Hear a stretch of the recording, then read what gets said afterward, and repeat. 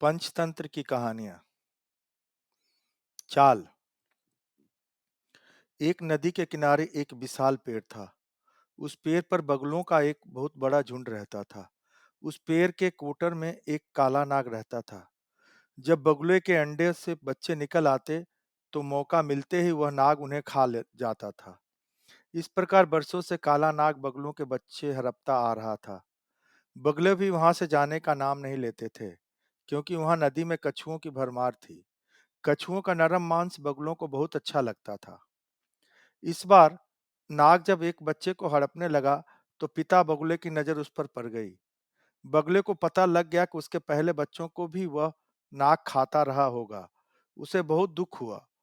उसे आंसू बहाते एक कछुए ने देखा और पूछा, मामा, क्यों रो रहे हो? गम में जीव हर किसी के आगे अपना दुखड़ा रोने लगता है। उसने नाग और अपने मृत बच्चों के बारे में बताकर कहा, मैं उससे बदला लेना चाहता हूँ।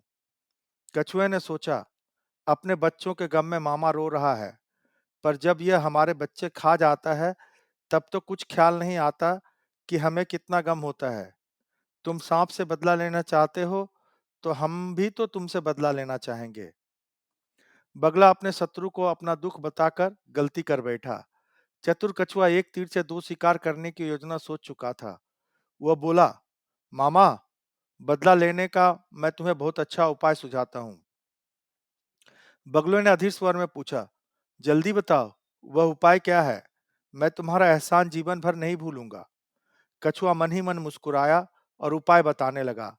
यहाँ से कुछ दूर एक नेवले का बिल है। नेवला सांप का घोर शत्रु है। नेवले को मछलियां बहुत प्रिय होती हैं। तुम छोटी छोटी मछलियां पकड़कर नेवले के बिल से सांप के कोटर तक बिछा दो। नेवला मछलियां खाता खाता सांप तक पहुंच जाएगा और उसे समाप्त कर देगा। बगुला बोला, तुम जरा मुझे उस नेवले का बिल दिखा दो। कछुआ ने बगुले को नेवले का बिल दिखा दिया।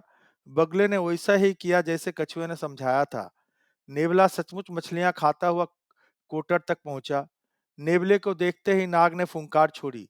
कुछ ही देर की लड़ाई में नेवले ने सांप के टुकड़े टुकड़े कर दिए।